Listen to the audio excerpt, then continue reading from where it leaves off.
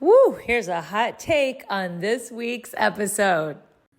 When my kids were adolescents, I used to say there were three things that I could do to save my mental health as a father. One was never speak unless spoken to. If you must speak, never offer an opinion. And thirdly, never expect a truthful response to a question. Never expect your kids to tell you the truth.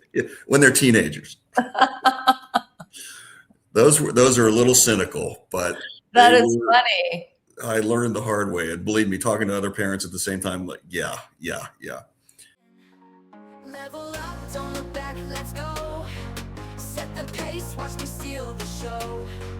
Higher ground, yeah, I'm rising fast. This is my moment, it's built to last. Keep the focus, keep the drive. No slow motion, I'm alive.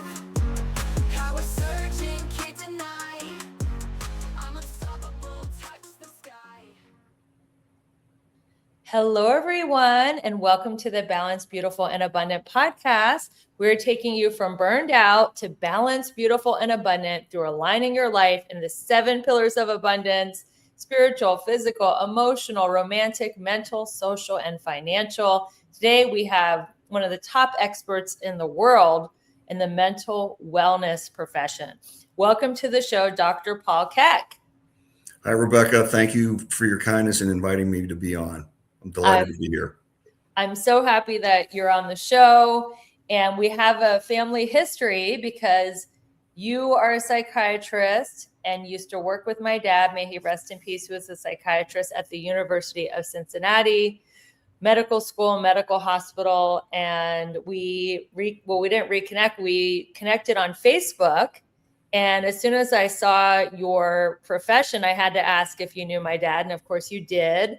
And I feel like he might be behind this connection because I feel like in this chapter of my life, he's pulling a lot of the strings, as crazy as that may seem.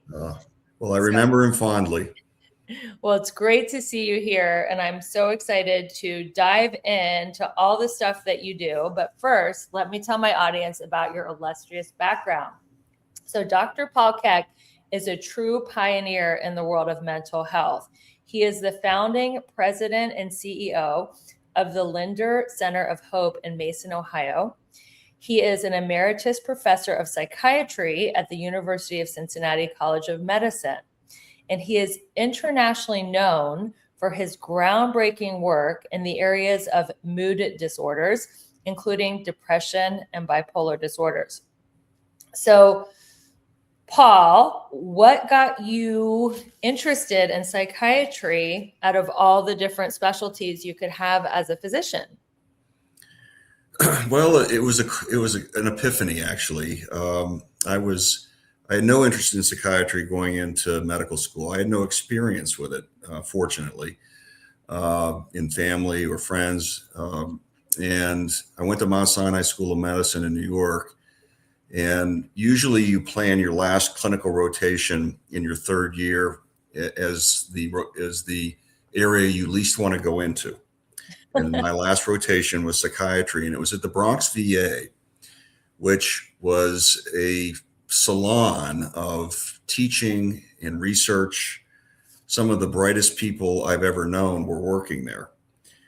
But that wasn't really the inspiration. The inspiration was working with a young man who was almost exactly my age. He was the first patient I was assigned to work up, to understand. And he had one of the worst cases of schizophrenia I've ever seen. He could barely speak. His words were unintelligible. His thoughts were all over the place. And I called his mother to try to get more history. And when I was talking to her, I said in my hubris as a medical student, because there was still an idea, horrible as it was, that there was such a thing as a schizophrenogenic mother, which I thought was nonsense and is. But I said to her, you didn't cause this. And she burst into tears. She said, nobody's ever told me that. But that experience gave me a perspective I had my whole life ahead of me, a career in something, and he had nothing to look forward to. The medicines that we had then were ineffective in controlling his psychosis. And I thought, we know a lot about almost every other organ system in the body and how it works, but we know nothing really. This is 40 years ago, about the brain. And I thought if I could make a tiny little contribution, understanding the underlying causes, psychological, biological, of mental illness, that would be a life worth living. So at the last minute, I decided to go into psychiatry. It was one of those there, but for the grace of God, go I. Yeah. And it was an incredibly unpopular decision. In fact, the dean of the medical school called me into his office when I decided to go into psychiatry. I'd seen the dean once, and that was in the white coat ceremony, the first week of medical school. So I thought, proverbial called into the principal's office. What did I do wrong? Does he know about my roommate's massive stash of marijuana? So he tried to dissuade me from going into psychiatry. He said, you're throwing your career away, that you have so much to offer in other areas. And, I was full of myself, and I was polite to him. And I said, well, thank you for talking to me. I'll think it over. As soon as I walked out the door, my decision was even more firm. But that was the stigma the field had then. What was the stigma about it? Did people think it was like woo-woo and not founded in science? Like too esoteric? Okay. Both. Yeah. The amby-pamby field, wasting your time as a physician. And he clearly, he was a world famous liver specialist, and he just didn't understand the field and how it was beginning to evolve. And had you ever been in therapy or had any awareness of psychiatry as a profession before you did your residency in it? No, none. And then as a psychiatrist, you have to go through therapy, right?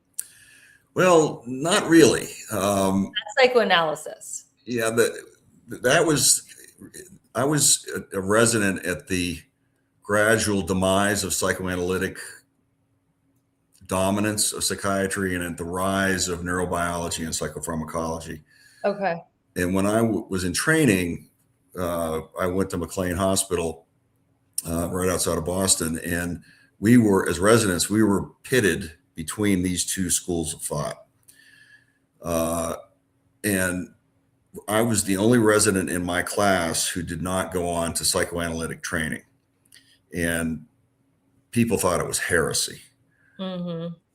But I wanted to do research, and I wanted to spend my time doing research. And so it just didn't make sense. Moreover, I had a supervisor who once told me, well, we had supervision, and that was it wasn't really psychotherapy. It was teaching you how to be a psychotherapist.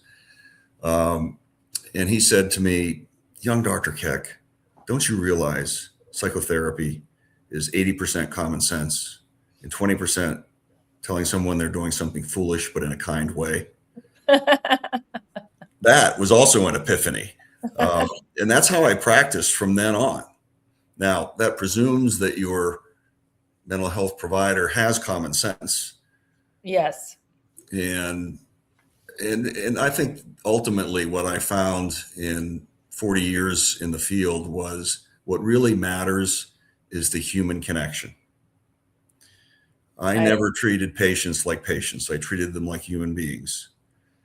And when I stopped seeing people in an ongoing way, when I left Cincinnati to come to Arizona, I got a number of really lovely notes from people I've been working with, some for many years. And they all said, you treated me like a human being, and I felt like you cared about me. And I think that was the biggest difference. I think that is so beautiful, because some doctors have God complex and they talk down to people, and for people to feel the human connection is everything. I mean, I've been in therapy sessions where my therapist has cried. They've cried the tears that I couldn't cry because I repress a lot of my negative emotions. And that meant everything to me, that I felt like so understood and seen. And I think in whatever profession you do, there's a lot of entrepreneurs listening to this show today, having the human connection. You know, we're in a society, I think, that is switching from transactional to more relational. And it's such a beautiful shift, but not everybody has made it. I've been slow to make it. I'm starting to catch up and get better at human connection. Well, I hope that's true. And when I became CEO at Lindner Center of HOPE, I had a CEO coach for 2 years before the center opened when we were building it. You hired a coach? Yeah. Nice. I was strongly encouraged to by a buddy of mine, and it was great advice. And this woman, her name's Deb Ewer. I met with her the very first day, and I was so anxious. I didn't know I didn't know what a spreadsheet was. I didn't know what a cash flow statement was. And after about 20 minutes, she said, "You know what? Business is about 3 things: relationships, relationships, relationships." Oh. And she said, "And you are good at relationships. You can hire all the other people you need to do all those other things." And it calmed me down. And it really alleviated my anxiety. I did have to learn what those other things were. Yeah.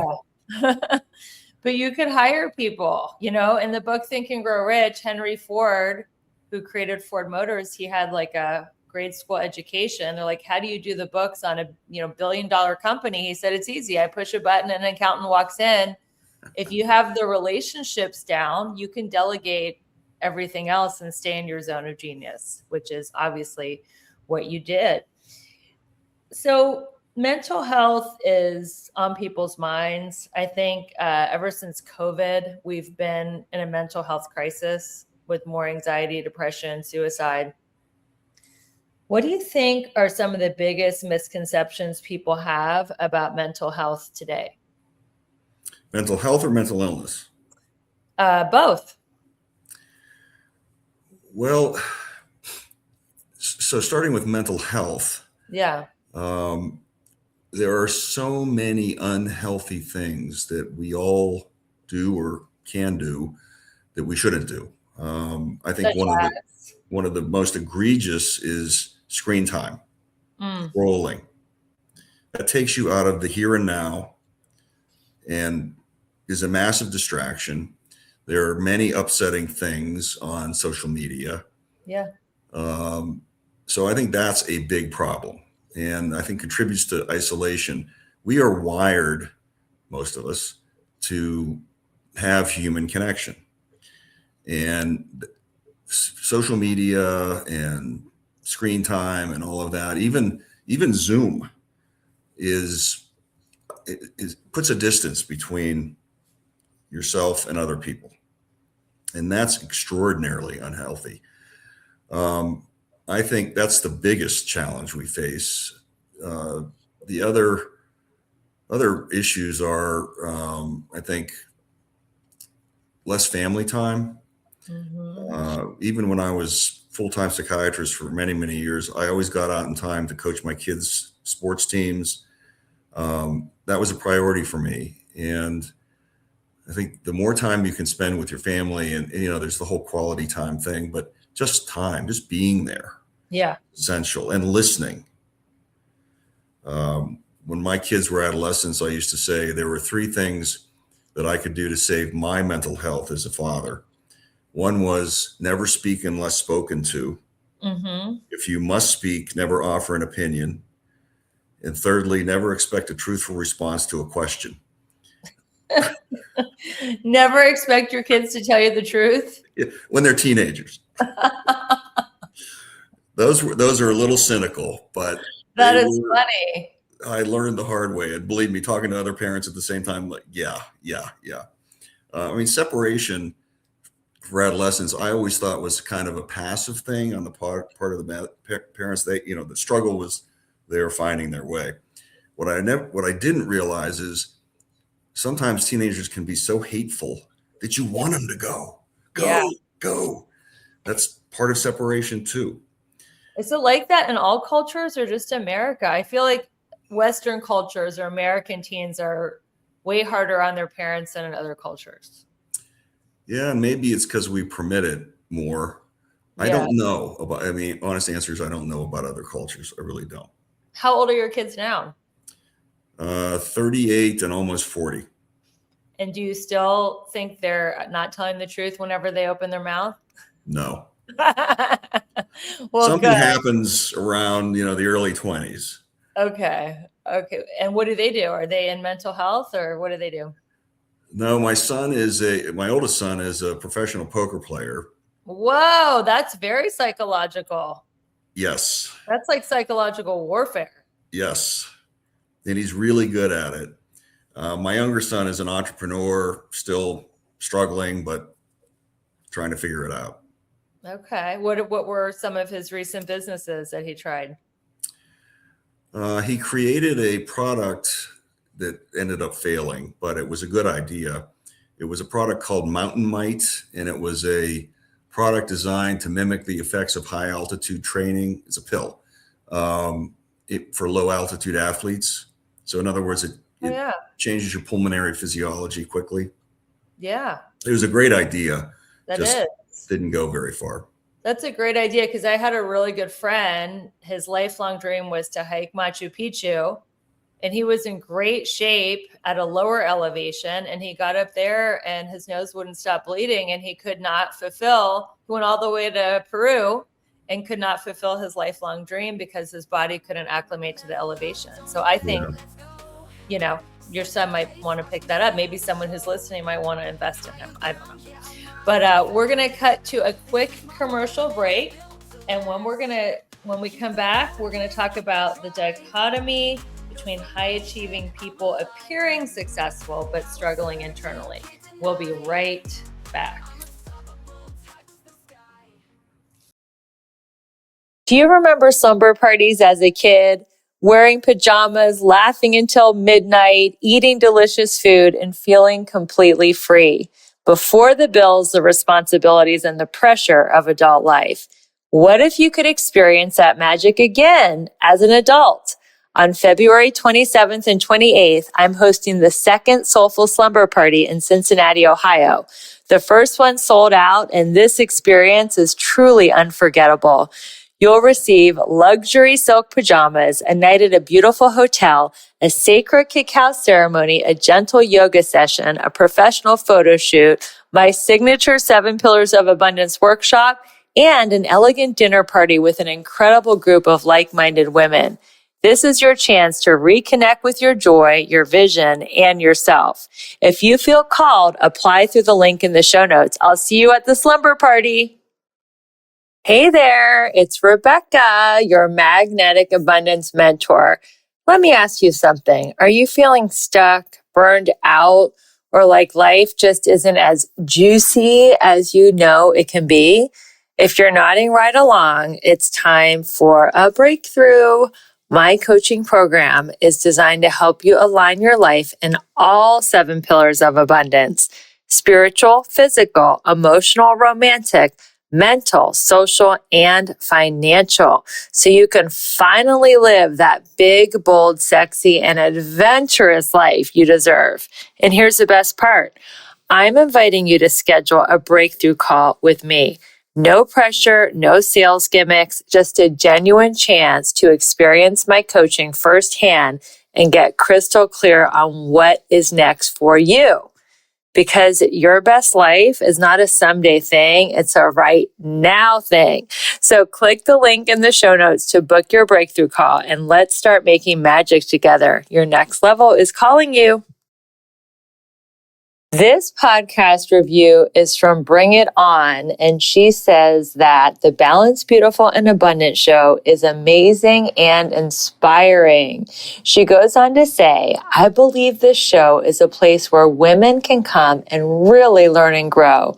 Rebecca creates a strong and safe space for women to share and be vulnerable. I highly recommend this podcast. Thank you so much, and it is absolutely a safe place for all women to come and learn. Thanks for being a great listener. Don't look back, let's go. Set the pace, watch me steal yeah, I'm rising fast. This is my moment, it's built to last. Keep the focus, keep the drive. Welcome back to the Balanced, Beautiful, and Abundant podcast. I am here with renowned psychiatrist, Dr. Paul Keck. And Paul, why is there such a dichotomy between high achieving people? I mean, you see it with athletes or movie stars or wealthy people that look like they have everything anyone could ever want and more on the outside, but inside they're struggling. That's a complicated question, Rebecca. First of all, there are a lot of low achieving people who are also suffering. Well, I think one of the key missions in life is to do something meaningful and have a purpose. I've seen so many people, especially struggling with depression, who have just lost their way. Yeah. Or they have built their self-identity around their achievements, whether it's in business, athletics, what have you. But along the way, they've sacrificed what we've been talking about earlier, relationships and connection. They become one-dimensional, obsessive people, and that's extraordinarily unhealthy. I worked with a number of people who, for the first time in their lives, after they retired, got profoundly depressed because their lives have been built around their businesses. And they've been successful and all of that. But now suddenly, what am I going to do with my life? What's my identity? I was a power broker and now I'm not. And one of the big challenges working with those folks was not just getting them on the right antidepressant or the right psychotherapy, was you got to go find something to do. Yeah. And I can't tell you what to do because it's got to come from within, but you got to go find something to do. And when people did, often volunteering or being a mentor, they were a lot better. So I think, and we talk a lot about work-life balance now, and sometimes, especially in the youngest generation, they're almost obsessed with it to a fault. In what way? How are they obsessed with it? Well, again, bad generalization. Yeah. But in the youngest generation now, I see people who don't want to work many hours. Yes. Don't want to put in the hard work. I was raised that the two most important things to succeed in life were education and hard work. Now, like everything, moderation is important. It's important to work hard, but it's also important to have some work-life balance. The tricky thing is defining that balance. Yeah.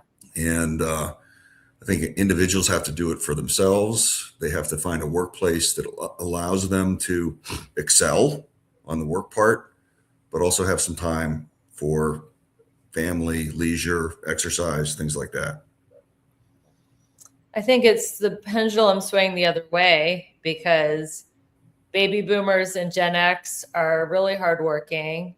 Millennials can be either way, either hardworking or not. And then Gen Z is like, I'm not going to work hard. And I think it's also because their parents were helicopter parents. And if they forgot something like, oh my God, I forgot to take the crust off your peanut butter sandwich, I'm going to come to school in the middle of math and hand you it. And they just over-parented and they didn't teach the kids how to have grit and like how to like really roll up their sleeves and realize that life requires some grit and persistence and everything's not always going to be handed to you. What do you think about that? I think that's dead on. Grit and self-reliance are undermined by over-involvement of parents. Kids have to fail. We all have to fail. Yes. And believe me, I've failed plenty of times, but failure is a lesson and you have to get up and get going again and learn from that lesson. I think that's a huge issue. Responsibility, self-reliance.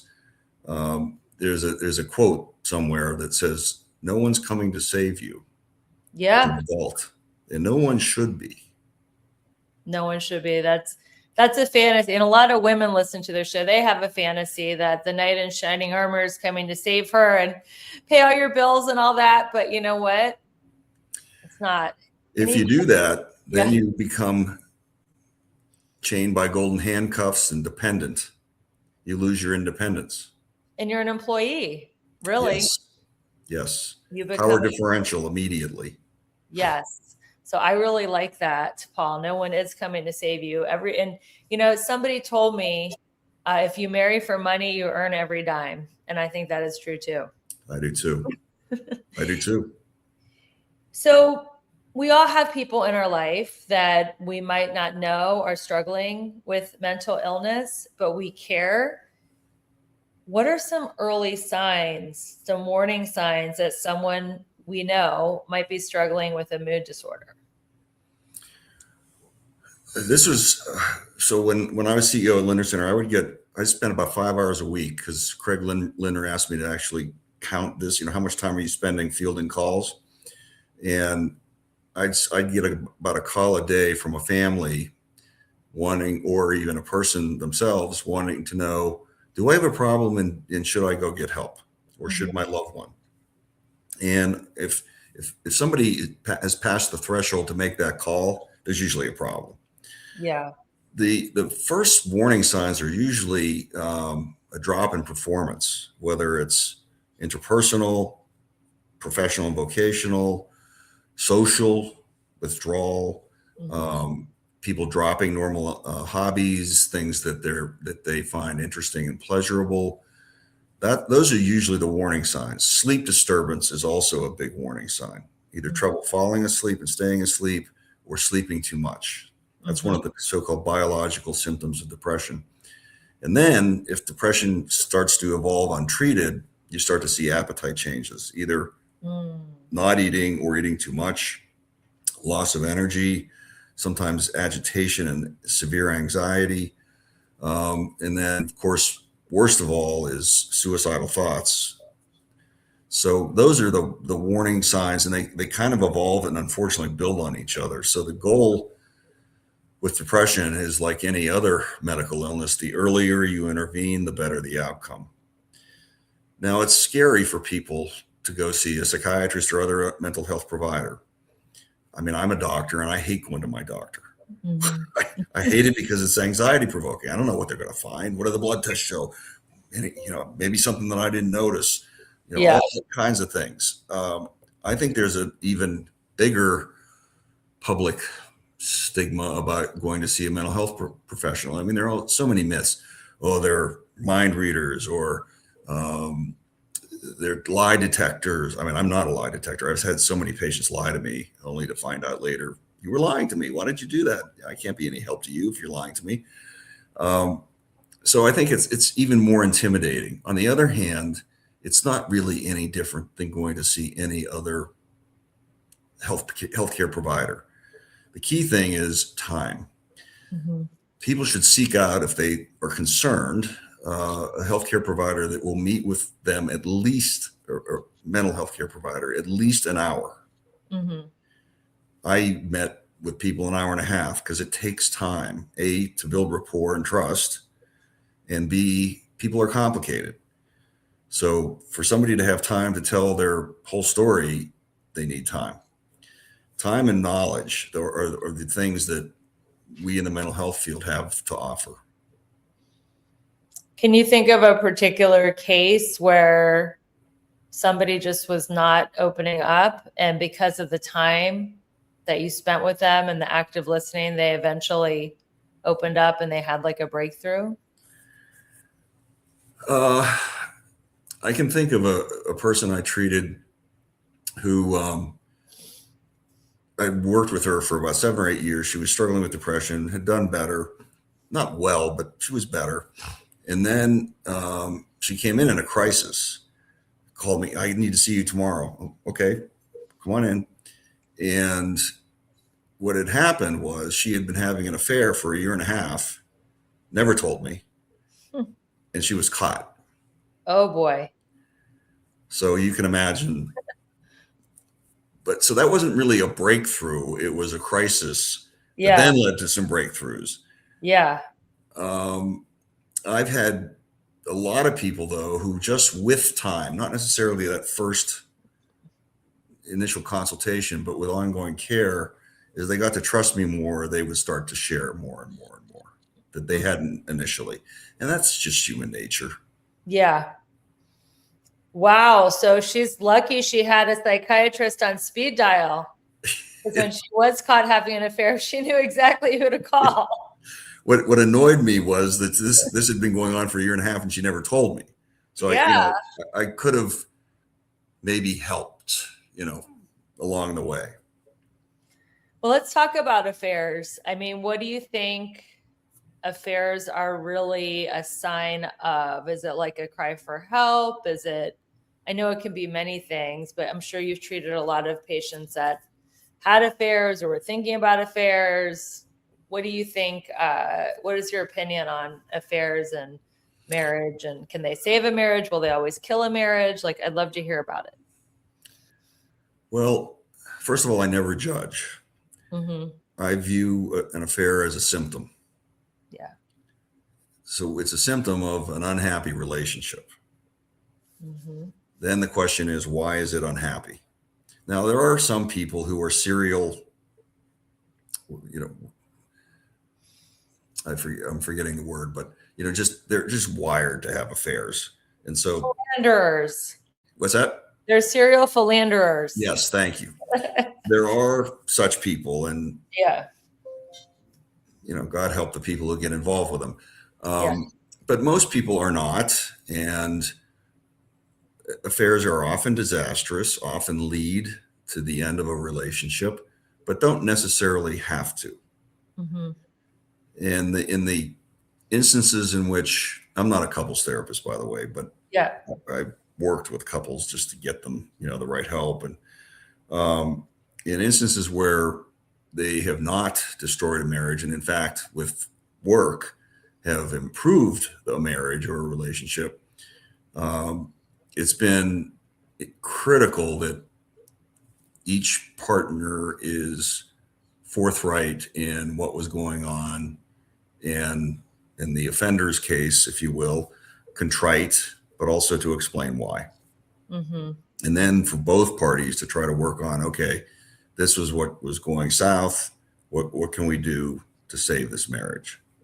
Sometimes it's just the final bullet, like, okay, I'm done. Yeah. I didn't have the wherewithal to say I'm done. I wanted to get caught, so now we're done. Yeah. So all kinds of complicated issues, but like I said, I don't judge. It's a symptom of a bad relationship or a dying relationship. Yeah. Yeah. That totally makes sense.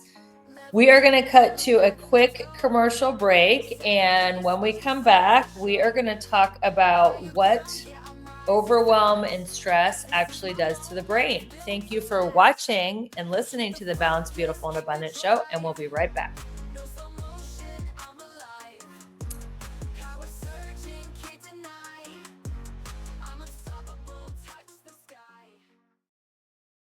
Okay, can I be real for a second? You're out there crushing it in some areas of your life, but in others, it's like a hot mess express. Sound familiar? Here's the thing. You're not just meant to survive, you're meant to thrive. And that's exactly what I help my clients do in my coaching program. Together, we'll tackle all 7 pillars of abundance, because who wants killer abs but a dumpster fire of a bank account? Or a thriving career but 0 in the romance department? Yeah, no thanks. I'm inviting you to schedule a breakthrough call with me. No pressure, no awkward sales pitch, just you, me, and a chance to figure out why you're stuck and how to get unstuck. So stop doom scrolling and start doing something about it. Click the link in the show notes and let's start giving you your best, most bougie life. You in? I want to share something personal that has truly changed how I feel in my body. Like so many women, I was eating healthy, working out, and doing all the right things, but still my metabolism felt slower. I was holding on to belly fat, craving sweets, and my energy wasn't consistent. That's when I started using the Ever Balance and GBX Slim to Fit Duo. What I noticed from these two supplements was incredible. My belly fat started to release, my cravings for sugar went way down, and I had a steady, consistent energy flow throughout the day. I didn't feel like I was fighting my body anymore. It finally felt like my body was supporting me. This duo works at the hormonal and metabolic level, which is especially important for women in midlife. I feel more confident, energized, and more like myself again. If you're ready to support your metabolism and step into your most vibrant, magnetic self, go to the link in the show notes to grab your discount. Don't look back, let's go. Set the pace, watch me steal the show. Higher ground, yeah, I'm rising fast. This is my moment, it's built. Okay, welcome back, everyone. Thank you for listening to our show. We're taking you from burned out to balanced, beautiful, and abundant with Dr. Paul Keck, psychiatrist. So you study the brain. What is happening on a physiological level with overwhelm and stress? So one definition of stress is a potentially very adverse outcome over which you have no control. Mm, That, and by the way, the Stoics, I think, are very important in good mental health, because it's really important to make a distinction between what you can control, because a lot of people think they can control things they can't. right. And in that distinction between, okay, I can't control this, let it go, versus, okay, I can control this, I got to do something. Our brains are wired for stress responses. It's probably evolutionarily profoundly important. The biggest threats to human beings are other human beings, tribes versus tribes, and as well as for 99% of human existence, wild animals and things like that. And so those kinds of fight or flight responses are triggered by cortex, our perceptions, the cortex, frontal cortex, right above your eyes. That's our decision-making, perception, synthesizing part of the brain. But that's connected to something called the hypothalamus. And the hypothalamus then, if there's a stress, sends another hormone called ACTH to our adrenal glands. Our adrenal glands are not in our brain. They're right above the kidneys.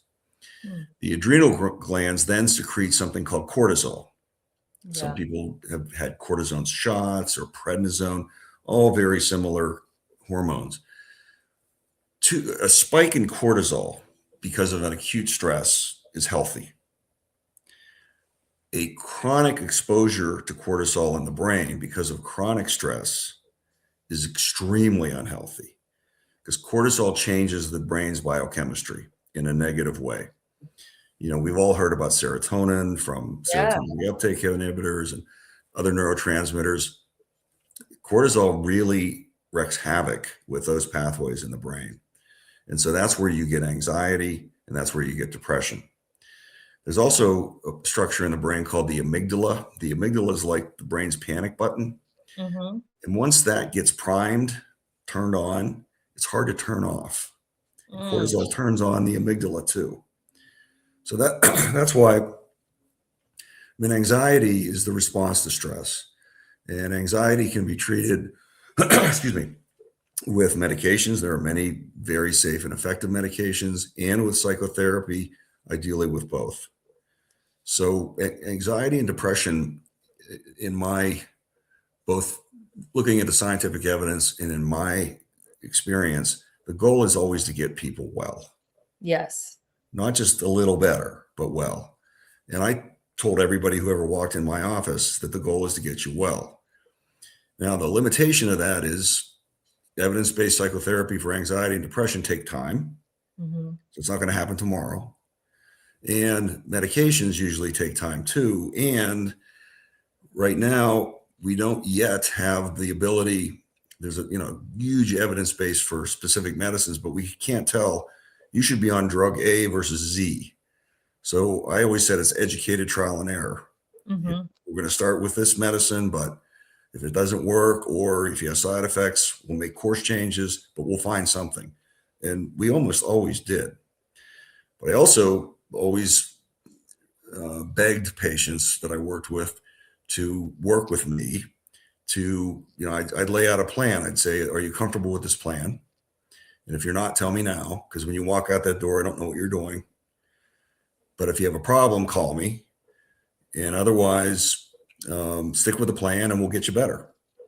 And I think that's a truthful statement, but it takes some time, some trial and error. Let's go back to the cortisol. You mentioned a little bit is good, and I know it's very trendy in the health and wellness biohacking movement to stress your body through a cold plunge or, hot cold therapy, doing really hard sports, just different things that kind of shock the body, So is that what you're saying? Is that why they're saying it's beneficial to the body? The cortisol in a small dose is beneficial, but if it keeps going, if you're always stressed, it's not good. Like, since you're a scientist and a researcher, how do you explain why they say just little bursts of cortisol and challenging the body are actually good and build resilience? Yes, again, everything is dose. So we all produce cortisol. Our cortisol levels peak at around 6 a.m. And then they gradually decline with the rest of the day. And everything's about level. So normal cortisol in the morning is about 9 to 10. People with depression have cortisol levels 50, 100. Wow. We don't want that kind of cortisol bath. For other things that stress the body, cortisol levels will go up a little, but not a lot. Yeah. The other thing that happens is you get a massive discharge of your sympathetic nervous system. That's the nervous system that's controlled by epinephrine and norepinephrine. And that does a lot of good things. Metabolically, it diminishes appetite. It's good for heart rate variability, which is a healthy thing. So in general, it increases muscle regeneration. So exercise, again, in moderation, is a good thing. And I'm sure it's affecting little blips in cortisol and little blips in the sympathetic nervous system. Yeah, exactly. But if we stay in the sympathetic nervous system and not in the parasympathetic is rest and digest. The sympathetic is fight flight. So the goal is not to be in fight flight all the time, but in spurts it's okay. But I feel like in current society, with all the pings and dings and news, and a lot of people do stay in their sympathetic nervous system a lot. Do you recommend any good habits or practices for people to decompress and get into their parasympathetic nervous system? Like, what has worked for you personally, your wife, or your patients?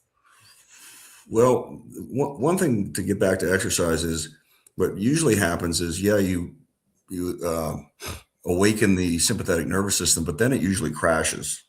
Yeah. Which is a good thing. Meditation is a great way to get the parasympathetic nervous system back online. Anything that you can do that keeps you in the moment. I mean, I'll give you some sort of standard examples: gardening, cooking, things that you have to pay attention to. Yes. Hiking. When you hike, you can't think about anything other than what's in front of you and nature around you. So those are all good parasympathetic nervous system activators. And how does someone know when they're out of their parasympathetic into their sympathetic nervous system? Well, it's almost not worth obsessing about, quite frankly, because that probably just makes you more anxious. No, I think, you could, I have a Whoop, which I'm not wearing right now, and people have Apple Watches and things like that. Resting heart rate is a good way to assess that. Really, probably the easiest, simple way. If it's high, sympathetic. If it's normal or low normal, parasympathetic. I have a Whoop watch, and the second I wake up, want to check my sleep score. And everybody says the worst thing you can do when you wake up is look at your cell phone. And I'm like, well, I want to know my sleep score. How long after you wake up do you check your Whoop watch? Honestly, I forget some mornings, probably an hour or so, and that's not intentional. I just forget. Well, I am a recovering overachiever, so I literally open my eyes and check my Whoop sleep score. Well, I'm not a recovered overachiever either, but I don't know. I just and I honestly look at my cell phone as I'm having breakfast, just to see what's new in the news. Yeah, we're all addicted to our phones, even psychiatrists. So, what advancements in psychiatry or neurosciences are you most excited about right now? Well, I've been lucky to practice in an era in which psychopharmacology has exploded. Yeah. Evidence-based psychotherapies have been advanced. Right now, the hot new area is the glutamate system. So glutamate is a neurotransmitter chemical in the brain. And by contrast, serotonin, dopamine, and norepinephrine, which are the neurochemicals that most of the old antidepressants affected, the glutamate system, they're 1% of the brain. Glutamate is 40% of the brain and is involved in mood, cognition, and memory. And there are some new medicines that have been out a year or two or three that seem to work better and faster than the older drugs. And I've seen some true miracles with some of those medicines. So that's very exciting. And what is the new medicine called? I don't want to say. I don't want to. Okay. And by the way, let's do my medical disclaimer. Even though Dr. Paul Keck is an MD, he is not offering anybody listening to the show any medical treatment, advice, recommendations, anything. This is purely for education and entertainment. Don't take anything that we say on the show as medical treatment or advice. Talk to your own physician. Boom, medical disclaimer done. Yeah, I just don't want to give an advertisement. You don't have to say the names, but they're treating a different part of the brain. Correct. And this is really exciting for you. That part of the brain is involved in something called neuroplasticity and synaptogenesis. Yeah. We know now, and we've learned in the last 30, 40 years, that the better connected your brain cells are, the better your brain functions. And so these medicines actually stimulate that. So that's one area. The other area on the medication end is the psychedelic research. And I think there's an enormous promise there. Yeah. For depression, for PTSD, probably for other area, OCD. The clinical trials are nearing potential application to the FDA. Psychedelics have such a negative connotation about them, but everything is about dose and safety. And from the research I've seen so far, they really seem to work. And again, at the right dose. They're not for everybody. Right. For people with a history of psychosis, bad idea. But I think they're very promising and probably most effective when given in conjunction with psychotherapy. Yeah. Because they seem to open the mind to all kinds of good things, but you have to process it. Yeah. You have to find someone to process it with. And I mean, I read an article, I think it was in the New York Times, like Upper East Side psychiatrists are using psychedelics and they're getting great results with their patients. And I think it's just a matter of time before they are legal for psychiatry and psychotherapy, because I've just been reading so many great things about MDMA for talking therapy, opening people up, and psychedelics. Yeah, and MDMA is also considered a psychedelic, but it's different. But yeah, you're right. Yeah. So we'll see. I hope before I leave the planet, they're available and helpful to people. You don't seem like you're leaving the planet anytime soon. Well, knock on wood. You look very healthy.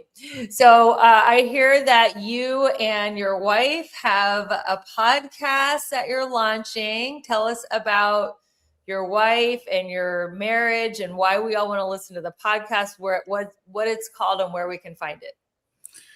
Well, thanks for asking.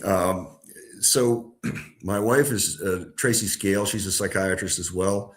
She worked for over 30 years in community mental health system, which is a public sector system where she treated the sickest of the sick, people who were homeless, people with very severe mental illness. By contrast, I worked in a nonprofit but private mental health system, except when I worked at University Hospital. And our experiences overlap nicely, complement each other, I think. But we, over our careers, we've treated thousands and thousands of people individually, one-on-one. And now, as she retired and I'm semi-retired, we thought, gee, and actually it's her idea. We thought, gee, if we could educate the general public about everything we learned, maybe we will help far more people than we did just one-on-one. At least help them go find the right help themselves and understand what's going on. So it's a podcast that we're just starting. It has not been launched. We're right now recording the episodes. It's called Docs, Tracy, and Paul Discuss It All. Very cute. Whose idea was the name? Her idea too? Yes. Okay. We batted it around, but I'll give her 99% of the credit. Great. So I'm not sure it probably will be launched later this year, maybe the fall. And hopefully, I mean, we're doing it so as a public service, let's put it that way. So hopefully people will watch it and learn something from it. Well, keep us posted so I can help promote it on social when it launches. I have one more question for you. What is one word that describes a mentally healthy life?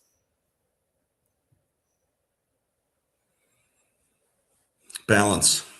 There you go. The Balanced, Beautiful, and Abundant Show. You guys are in the right place, listening to the right guest. Well, thank you so much, Dr. Paul Keck. How can people find you online and stay in touch with you? Well, I have a Facebook account and a Instagram account. You can just on Facebook look me up, by name. Instagram is Paul Keck 31.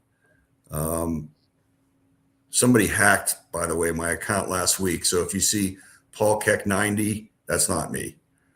Oh, wow. Sorry to hear that. That happens to the best of us. Yeah. It was sickening. It was, first time it ever happened to me. It's gross. My TikTok account got abducted and I can't get it back. Like there's nothing I can do, but yeah, people are just crazy out there. So anyway, you are an amazing guest. Send my love to your wife. Tell her I want to get her on the show next. And everybody, thank you for listening to the Balanced, Beautiful, and Abundant Show, where you can achieve happiness and success through alignment, not the hustle and grind. And until we meet again, keep your vibe high and magnetized. Bye, everyone.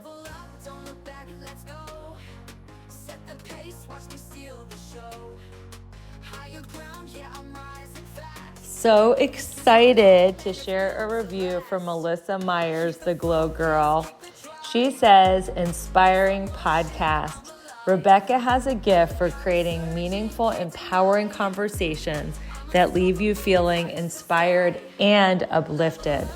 Balanced, Beautiful, Abundant is like sitting down with a wise, soulful friend who truly wants you to thrive in every area of your life. I love how she blends practical advice with spiritual insights. I'm so grateful I found it. Well, Melissa, we're so grateful that you found us, and we can't wait to find out how you are glowing and growing by using this podcast as a tool. And everybody who's listening and sharing, thank you so much for your support. And it's such a joy to be on this journey with you.